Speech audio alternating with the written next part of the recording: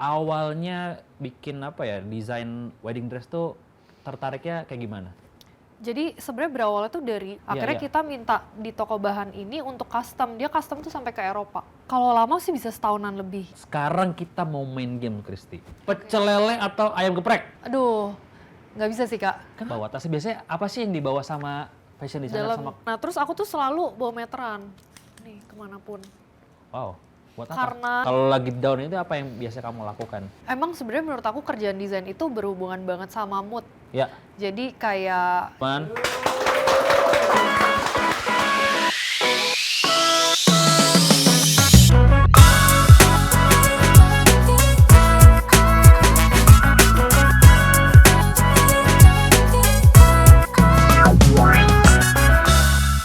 Hai teman-teman, gue Ardi Insomnia. Sekarang kalian sedang menyaksikan podcast Gensweep.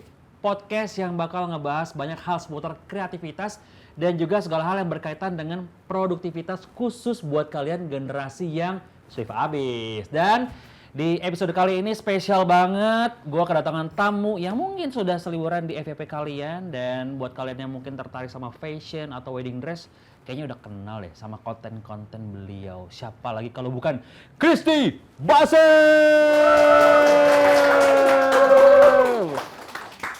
Saya tepuk tangannya telat ya. Tepuk tangannya baru belakangan. Apa kabar Kristi? baik Kak Adi. Sehat ya? Sehat. Alhamdulillah. Ini sekarang lagi sibuk apa Kristi belakangan ini? Sekarang karena lagi wedding season jadi banyak banget kayak fittingan, meeting, terus kemarin kan kita baru aja launching collection baru, collab yang brand Advezo sama Kak Clarissa Tanu. Oh oke.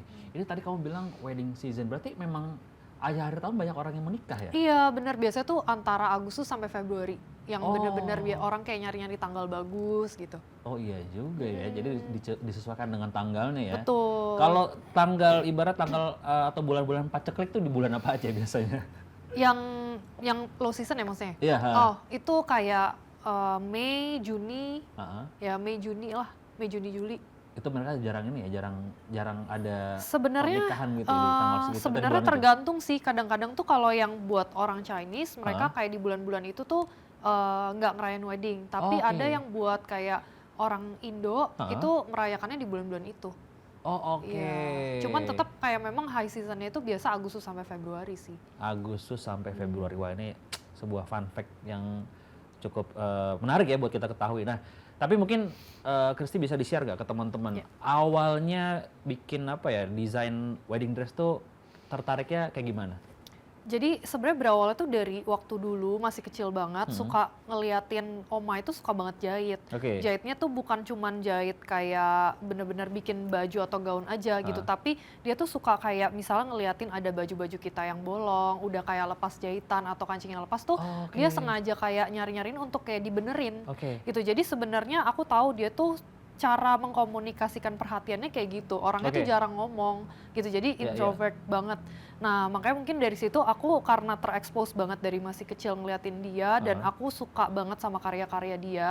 Jadi mungkin aku kayak melihat bahwa jahit-menjahit itu sebuah love language gitu. Dari Terus, oma kamu itu dari ya? oma. Makanya akhirnya di situ aku ngerasa, oh ini mungkin salah satu cara untuk berkomunikasi ya gitu. Terus akhirnya aku sendiri jadi suka explore, coba-coba. Nggak taunya waktu kayak ikut keterampilan tangan, menjahit, terus pattern making, itu semua tuh selalu hasilnya tuh bagus gitu. Jadi ternyata tanpa disadari aku punya skill di situ juga. Akhirnya aku mulai tekunin, emang kuliahnya ngambil di situ. Terus juga kayak ada experience dari waktu masih SD aku sama adik-adik aku tuh suka jualan tank-tank di warung. Nah jadi tank apa soalnya? Tank buat perang? Makanan. Oh keren, buat tank buat perang gitu.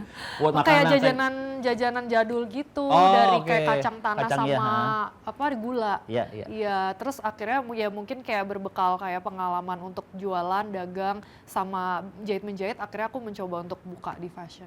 Oh oke, tank-tank makanan teman-teman. Kirain alutsista, gila keren banget ya jual alat-alat perang ya kan.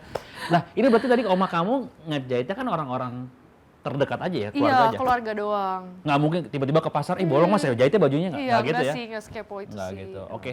Nah kamu udah mulai ngehnya ini dengan apa ya, dengan jahit-menjahit tadi bisa menghasilkan itu pas kapan? Kristi? Sebenarnya semuanya proses sih Kak. Jadi kayak misalnya waktu masih kecil, jadi aku tahu dulu tuh papa emang suka banget ngelukis yang fine arts, terus emang selalu bagus. Jadi emang dari masih kecil aku suka banget ngelukis, terus dia yang suka ngajarin aku. Kayak dari umur 4 tahun, 5 tahun tuh udah kayak dilomba-lombain mewarnai gitu. Terus jadi suka, habis itu ternyata tahu waktu kayak ikut kelas-kelas jahit, selalu hasilnya tuh Terus di sekolah ada kelas keterampilan aku ambil, selalu kayak nilainya A gitu. Jadi mungkin semuanya tuh proses mengetahui waktu kita explore berbagai hobi, ternyata di jahitan, sesuatu yang berhubungan dengan kerajinan tangan, melukis, gambar, itu aku punya kelebihan di situ gitu. Dan ternyata passionate juga. Nah jadi mungkin setelah dikumpulin apa ya kira-kira yang bisa menggabungkan semuanya gitu, dari menggambar, jahit, kerajinan tangan, ternyata fashion itu kumpulan dari semuanya gitu. Jadi waktu kayak ketika harus memilih jurusan, kira-kira kayak udah ada gambaran nih, kayaknya di fashion cocok karena aku suka semuanya dan ada skill di situ. Oke, tepuk tangan dong teman-teman buat Kristi. Ini berarti dari keluarga tuh nggak ada hambatan sama sekali ya, benar-benar support ya? Iya, support sih. Support banget ya. Yeah. Karena kan tadi papa kamu seneng lukis, segala macam, oma juga seneng ngejahit, gitu-gitu. Nah sekarang mungkin lebih dibantu lagi kali Kristi ya dengan adanya sosial media. Iya, benar banget. Apalagi tadi aku sempat mention di awal, mungkin orang-orang tuh sering lihat FYP kamu, gitu, konten-konten kamu gitu. Ini sekarang kamu lebih seneng disebut sebagai content creator atau fashion designer? Sebenarnya lebih suka sebagai storyteller sih. Oh gitu, kenapa? Iya, karena aku tuh bisa menjual, bisa memperkenalkan karya aku, terus kayak bisa menjual, bisa marketingin itu karena skill aku bercerita gitu. Dari karya-karya kamu tadi ya? Iya, benar. Itu biasanya inspirasi dari mana? Kalau kamu lagi bikin karya-karya yang dituangkan mungkin ke sebuah pakaian atau apa gitu? Nah, sebenarnya awal mulanya itu dari pengalaman pribadi. Aku kan orangnya sebenarnya yang awalnya introvert banget, aku kayak nggak terlalu suka yang keluar-keluar atau kayak banyak ngobrol sama orang, tapi aku tuh enjoy banget denger cerita. Nah jadi waktu dulu pertama kali aku bikin gaun, itu banyak banget cerita-ceritanya sebenarnya sederhana, pasti kalau ngobrol sama brides kan dia ngomong kan, oh ya pengen nih inspirationnya ini, dream wedding gown aku ini, ternyata ada yang datang, dia itu peranakan pernikahannya antara Jawa dan Tionghoa gitu. Jadi banyak banget yang menarik, terus waktu aku dengerin tuh kayak sayang banget ya aku doang yang menikmati sendiri ceritanya. Akhirnya aku pikir lebih baik aku bagikan aja biar mungkin orang lain juga bisa terinspirasi dari cerita mereka. Ya akhirnya dari situ aku merasa lewat konten bisa mewadahi mereka untuk bisa bercerita gitu lewat gaun-gaun mereka. Sejauh ini ada ini nggak yang sulit banget nggak untuk ibaratnya divisualisasikan dari cerita-cerita mereka menjadi sebuah karya, ada nggak? Atau dari karya-karya kamu deh gitu? Ada nggak? Aduh, gue ada di kepala tapi kayak susah nih gue jadiin baju atau produk. Sebenarnya lumayan banyak sih yang kayak gitu. Maksudnya kan yang requestnya rata-rata kan mereka dari cerita yang unik-unik gitu kan. Jadi pas pertama kali mikir gimana ya cara ngegabungin semuanya gitu. Tapi memang ada prosesnya sih. Kita kayak bikin mood board dulu, terus ada brainstorm bareng sama tim desainer yang lain. Habis itu kita kumpul-kumpulin ide-idenya. Habis itu yang mana yang oke, sisanya dieliminasi. Baru habis itu dimulai bikin beberapa sketsa gitu. Jadi ada proses yang memudahkan gimana ya milih desainnya. Gitu. Sama research juga. Iya. Sejauh ini yang ribet yang kayak gimana? Yang ribet ya? Yang ribet itu apakah mungkin cari lebih materialnya apa segala macam enggak ya? Nah, kalau yang dari yang paling terakhir yang aku ingat ya, aku sempat bikin gaun yang dia tuh pengen ngegabungin antara warna champagne sama warna red wine. Sedangkan kalau kita beli bahan, pasti kan dia yang ada tuh satu warna. Terus dia maunya tuh semua full sama Swarovski. Jadi di toko bahan tuh nggak ada yang punya kayak gitu kecuali dia custom. Akhirnya kita minta di toko bahan ini untuk custom. Dia custom tuh sampai ke Eropa. Wow. Terus kayak ternyata waktu jadi sebenarnya itu tricky kan. Kita semua nggak bisa visualize bakal sebagus apa kalau udah jadi. Kita cuma ngomong doang mau gradasi. Waktu datang ternyata menurut aku ya pribadi kayak gabungan warna itu tuh patah gitu, nggak bisa sesuai ekspektasi. Bisa nyatu gitu, Jadi akhirnya terus gaunnya dia itu unik, bukan kayak ball gown biasa cuman rok doang. Di bawahnya tuh dikasih kayak kanopi gitu. Jadi kayak bener-bener ngembang banget, gede banget gitu. Dan itu gaunnya berat banget. Terus berlayer-layer lah petticoatnya. Waktu kayak akhirnya dateng, ya udah kita mau nggak mau beli kayak bahan yang cuman warna merah aja. Terus goldnya itu kayak bener-bener dipayetin satu-satu per biji gitu biar bisa kayak nyambung sama merahnya. Dan waktu itu karena kita terima bahan yang gradasinya itu yang fail, ternyata kayak mungkin udah kurang, nggak ada sebulan sih, mungkin 3 minggu doang. Jadi akhirnya tuh mungkin kendalanya di waktu ya, deadline yang mepet banget, tapi kita harus bisa selesaiin yang intricate banget gitu. Oke, kalau gitu dari sekian banyak gaun yang kamu bikin atau kerjain itu yang paling lama berapa lama, yang paling cepat seberapa cepat? Kalau lama sih bisa setahunan lebih. Setahun? Iya. Yang bikin lama apa? Karena pertama mungkin proses research desainnya dari dia juga kayak banyak feedback, ada kayak perubahan-perubahan, revisi gitu. Terus habis itu prosesnya juga kalau memang kompleks banget ya bisa bener-bener payetan satu persatunya itu memang lama. Tapi kan ini pakai tangan. Buat wedding kan ya? Wedding. Setahun. Untung masih nyambung tuh ya. Coba kalau datang putus tengah jalan kasihan juga ya. Iya makanya, ya setahunan sih bisa. Ya? Iya. Kalau paling cepat? Paling cepat waktu itu pernah yang sebenarnya ribet banget. Dia pengen gaunnya tuh bentuknya kayak peacock gitu loh, kayak bulu satu-satu. Tapi jadi kita tuh kayak bikin roknya bukan langsung potongan ball gown, tapi satu persatu panel ditempel sampai jadi rok gede banget. Dan itu dia ngasih tahu dadakan, oh ya dimajuin nih tinggal minggu depan. Terus dibawa ke, kalau nggak salah acaranya di US. Jadi kita kayak mesti selesainya kayak kurang dari seminggu gitu. Karena harus dibawa ke US itu. Iya benar. Ada nggak sih kayak besok bisa bikin gaun nggak? Kita di sehari 2 hari gitu ada nggak? Kalau sampai sehari 2 hari sih enggak lah ya Kak. Tapi kamu udah ada ready stock ya yang bisa mungkin dipakai atau enggak? Atau tetap by order? Iya, syarat semuanya custom. Custom. Cuman mereka tetap bisa milih untuk custom rent. Jadi untuk dibalikin lagi gitu bisa. Kalau buat di rent gitu ya. Nah, kalau tadi kita ngomongin soal order paling lama atau paling cepat, sekarang kita mau main game, Christy. Oke. Gamenya, Gimana tuh? Jadi gamenya adalah kamu harus menjawab pertanyaan dengan cepat. Jadi aku kasih pertanyaan pilihannya A atau B, kamu harus cepat jawabnya, nggak boleh mikir. Oke. Oke? Siap ya? Siap. Sebelum main kita kasih semangat tuh buat Christy, teman-teman. Karena kalau misalkan kamu kalah, berarti kamu nggak menang. Ya nggak ada hukuman apa-apa, nggak, kita membuat game aja ya. Oke, siap Christy? Oke, siap. Pertanyaan pertama untuk Christy. Saya ikut deg-degan juga nih. Tampilan atau tekstur atau bahan? Bahan. Kenapa?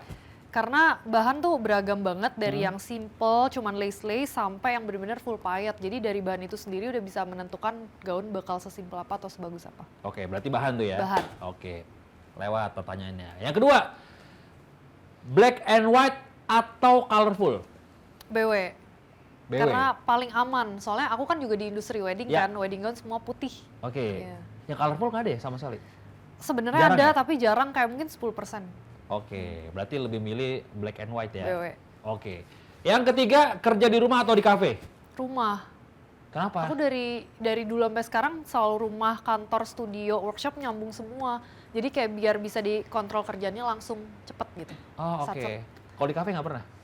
Pernah, cuman lebih PW aja di rumah. Nggak fokus ada space gitu. Nggak fokus kalau di kafe ya? Iya, rame. Atau kalau mau nyobain rumahnya di kafe bisa nggak? Jadi biar sekalian aja gitu rumahnya di kafe. Dibikin kafenya ada juga ya. Ya mungkin ntar bisa coba sih kan. Oke. Yang keempat, fast fashion atau quiet luxury? Quiet luxury. Kenapa?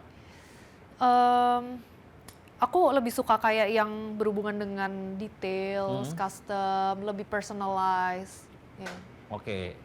Selanjutnya yang kelima. Nah ini kita nggak tahu apakah ini makanan favorit atau dia atau bukan ya. Pecel lele atau ayam geprek? Ayam geprek. Kenapa? Nggak makan ikan.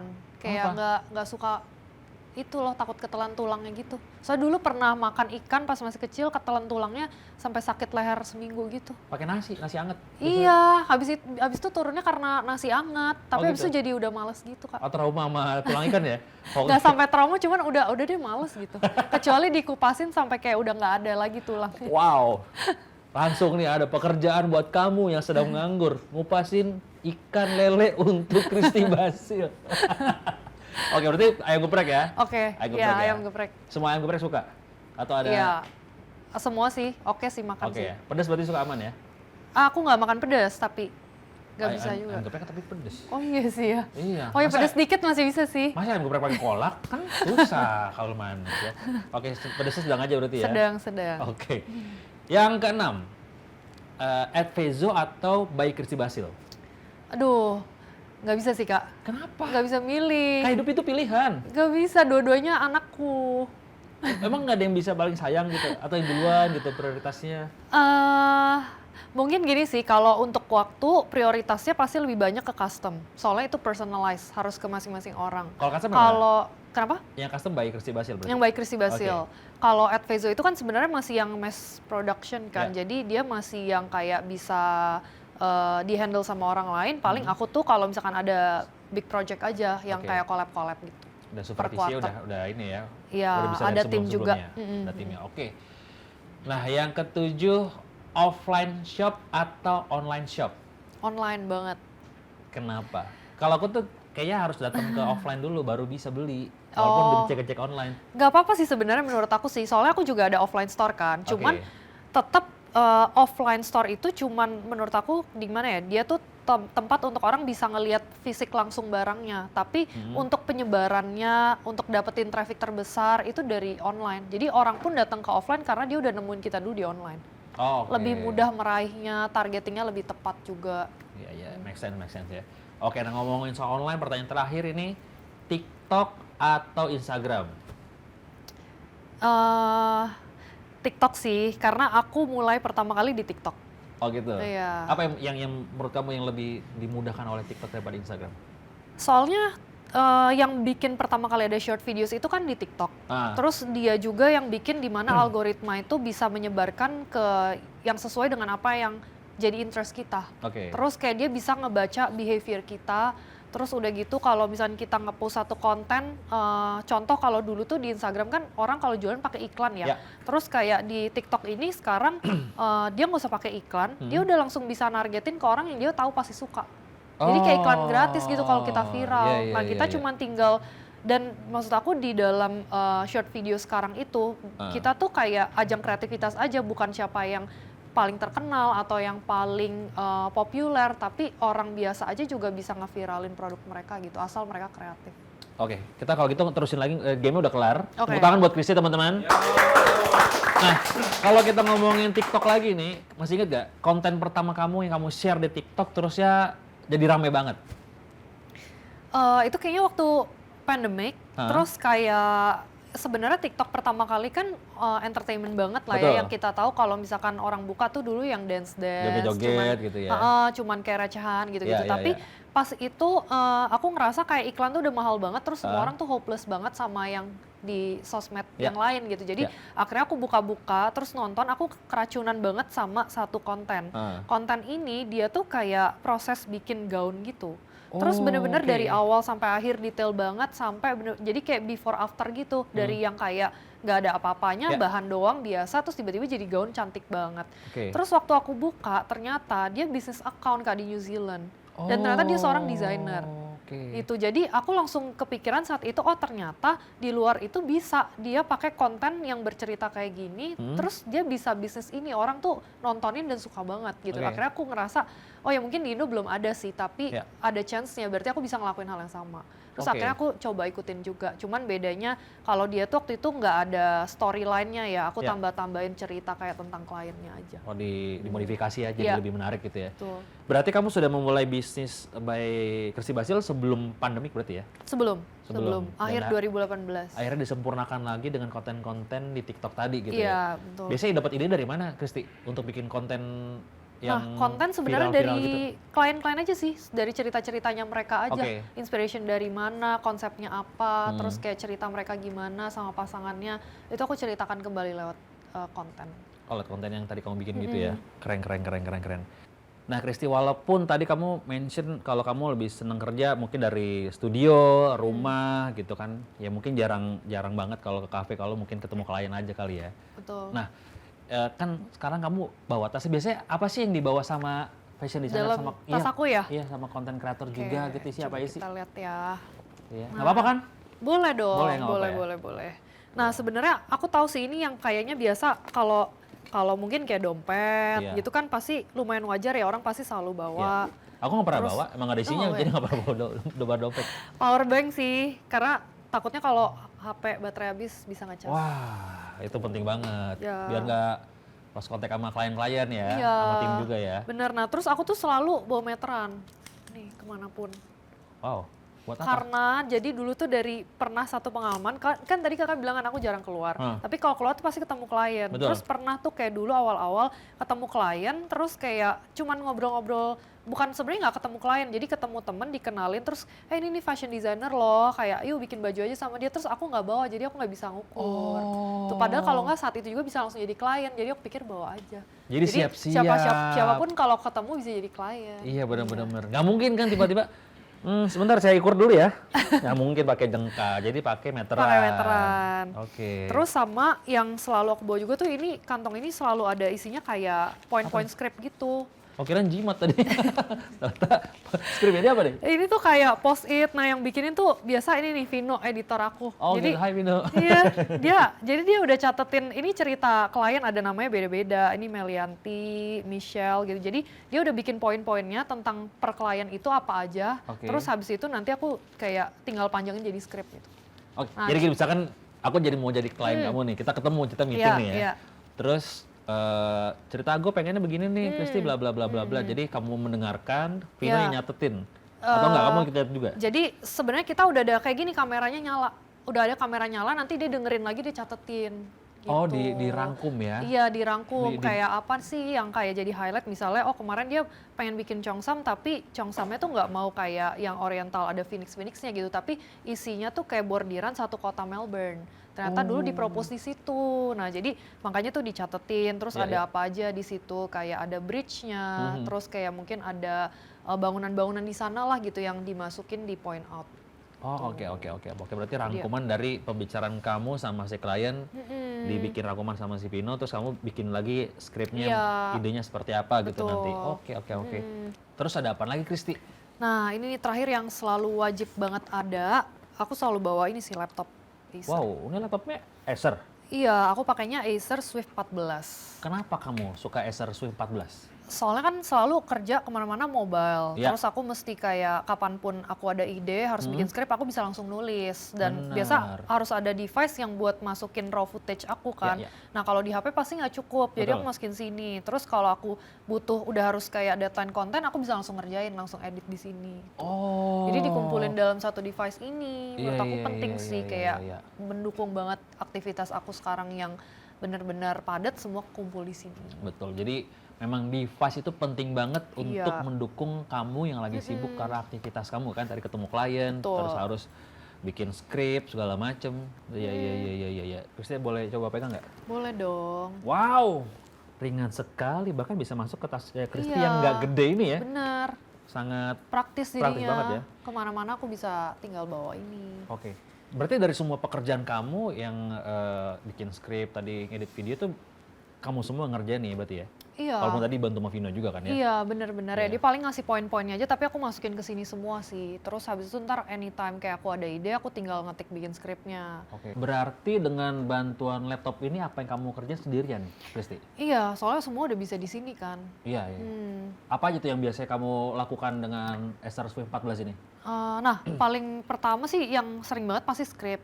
Skrip itu aku soalnya di sini udah ada Microsoft Word. Terus kayak aku kalau misalkan harus present sama tim juga ngejelasin kayak konsep segala macam pakai PowerPoint. Jadi bisa multitasking. Iya. Terus di Acer Swift 14 ini udah include juga sama Windows 11. Nah, udah ada Microsoft Office Home and Student 2021. Berarti lengkap banget nih ya? Lengkap banget semuanya. Wow, tapi semua softwarenya asli nggak? Nah, jadi software yang menunjang kreativitas aku ini udah pasti asli sih. Jadi aku nggak khawatir kalau harus update dan segala macam tuh pasti aman. Pasti aman ya, apalagi kamu kan ya namanya ibaratnya seniman juga gitu kan. Berarti menunjang copyright banget. Betul, copyright banget. Iya. Iya, bener banget nih buat teman-teman, lu tuh harus banget aware juga yang namanya copyright. Nah, apalagi yang mungkin berkesenian, bikin kayak gini-gini, konten-konten segala macam. Iya. Berarti dengan pekerjaan kamu yang sekarang kan sangat-sangat menuntut multitasking. Apakah laptop ini sangat membantu kamu, Kristi? Iya, benar-benar karena kan pertama kayak aku bilang ya tadi aku udah bisa naruh data tuh pasti banyak banget untuk footage video. Ya. Jadi sekaligus pasti ngedit kalau aku mikir oh udah deadline nih Ya. langsung produksi. Betul. Terus anytime aku ada ide pasti aku langsung nulis script di sini. Ya. Terus kalau misalkan aku butuh kayak ngejelasin konsep apa segala macam decknya itu semua mood board udah langsung aku bikin. Betul. Jadi kalau misalkan aku butuh multitasking atau apapun ya langsung pakai di sini udah kumpul jadi dalam satu device. Apalagi bisa aku bawa kemana-mana. Wah, apalagi kan enak kadang-kadang kamu bilang tadi ini kan kamu gunakan untuk ngedit video. Nah, iya jadi emang menurut aku kalau ngedit tuh produksi konten wajib banget harus yang laptopnya itu high performance. Bah, setuju benar-benar. Kalau nggak susah kan. Iya. Oh iya benar, berarti butuh laptop yang high performance ya. Benar. Biar nggak lemot segala macam. Iya. Tapi aku tadi sempat lihat kamu tuh kayak swipe gitu itu lagi bersihin layar apa gimana?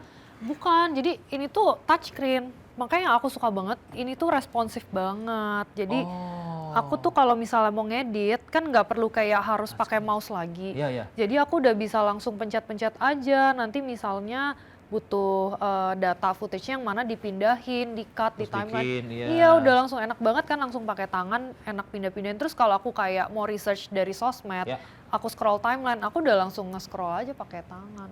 Ibaratnya jadi udah nggak perlu pakai keyboard lagi kan. Iya kayak mungkin kayak handphone tapi versi gede, jadi biar lebih jelas lagi ngeliatnya gitu kan. Editnya juga lebih enak ya.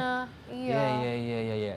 Terus apalagi nih yang mempermudah kamu dalam bekerja, dalam apa ya, kayak bikin konten atau mungkin ngerjain wedding dress? Nah, di sini tuh udah ada Intel Unison-nya. Jadi kalau misalkan aku nih butuh transfer data dari HP ke laptop atau sebaliknya laptop ke HP kan aku butuh pindah-pindahin mau ngupload kan. Itu gampang banget. Jadi sangat dipermudah. Kayak misalkan kamu bisa nge-shoot apa pakai handphone gitu kan, ngeditnya di sini gitu dipindahin pilih-pilih ke data. Iya, difilter lagi, diseleksi, terus ngedit-ngedit udah gampang banget pindah-pindahinnya. Iya. Berarti kayak misalkan kamu udah kelar ngedit, mau pindah lagi ke handphone, mau diposting lewat handphone. Bisa juga iya, kan? bisa Karena juga. bisa sebaliknya ya? Benar. Jadi bisa gampang banget pindah-pindahinnya, transfer data itu. Penting sih itu, kalau nggak kan udah habis syuting terus nggak bisa langsung dipindahin kan juga percuma ya. Tuh, jadi pokoknya menurut aku nih kalau pakai Acer Swift 14 benar-benar maksimal banget untuk ngebantu bisnis aku sih. Bisnis dan juga pekerjaan kamu sebagai content creator ya? Bener. Tepuk tangan teman-teman. Berarti bisa dibilang Acer Swift 14 ini bisa swift up your business banget alias bikin lancar bisnis kamu ya, Christy ya? Bener. Iya. Bener banget. Apalagi kalau misalkan sebagai fashion designer kan laptop tuh kayaknya jadi salah satu statement wajib. juga. Oh iya benar-benar Ya fashion kan? statement juga kan Ini kalau bawa kemana-mana. Betul, kita lihat juga kayak desainnya juga oke banget. Iya, ramping, terus elegan simple, ya. Bener elegan banget. Dan yang penting tadi bisa dibawanya lebih handy, ringan dan praktis. Betul. Dan nggak ribet karena teman-teman sekali lagi ya tadi kalau mungkin lo baru nonton di tengah-tengah nih, ya kan ini tasnya si siapa, Christy nih sekecil ini dan ini masuk. Ya, masuk ke dalam sini. Iya, gua aja nggak masuk ke situ. Iya, terus yang paling penting juga ya sebenarnya kalau misalnya buat kayak orang-orang yang fashion gitu, yang bener-bener pentingin looks banget, sebenarnya ini tuh menurut aku keren banget karena tampilannya tuh premium. Betul. Jadi dia meskipun sleek tapi tetap kayak powerful dan elegan. Ya. Jadi kalau misalnya kayak kita mau mix and match sama baju apapun, warna apapun tuh tetap keren banget bawa ini gitu. Iya, apalagi kalau ketemu klien kayak tetap keren ya. Tetap keren. Iya. Apa aku cocok pakai laptop ini? Cocok, keren juga. Ini kan bisa mix and match sama outfit apapun. Kayak gini sekarang juga keren banget bawa ini. Boleh pinjam 2 tahun nggak? Kelamaan ya? Sorry. Lama banget sih gitu. Nah, Christy, tadi kita udah ngomongin soal software. Udah pasti asli dong. Share design juga oke banget nih. Bener. Nah, tapi kalau soal performa gimana? Jangan sampai lagi ngerjain editan video lemot. Atau misalkan lagi ngeliatin pekerjaan lain jadi tiba-tiba datanya crash segala macam. Iya, nah sebenarnya dia tuh udah pakai 13 Gen Intel Core i7 prosesor. Oke. Dan juga udah tersertifikasi dengan Intel Evo Platform. Oke. Jadi kalau misalnya aku pengen pindah nih multitasking dari satu kerjaan ke kerjaan lain, itu cepet banget. Dan aman dia nggak akan ya? mungkin kayak nge-lag atau error atau nge-crash gitu. Misalnya kayak lagi ngedit atau sambil ngerjain script, mau bikin PPT atau nge-scroll timeline, semua bisa dibuka langsung. Bisa semuanya dikerjain ya, tanpa Bener. harus ngerjain satu dulu, Iya. terus akhirnya memperlambat pekerjaan kamu Bener. Karena tadi bisa membantu multitasking apa yang kamu Banyak lakukan. kerjaan. Banyak kerjaan. Iya.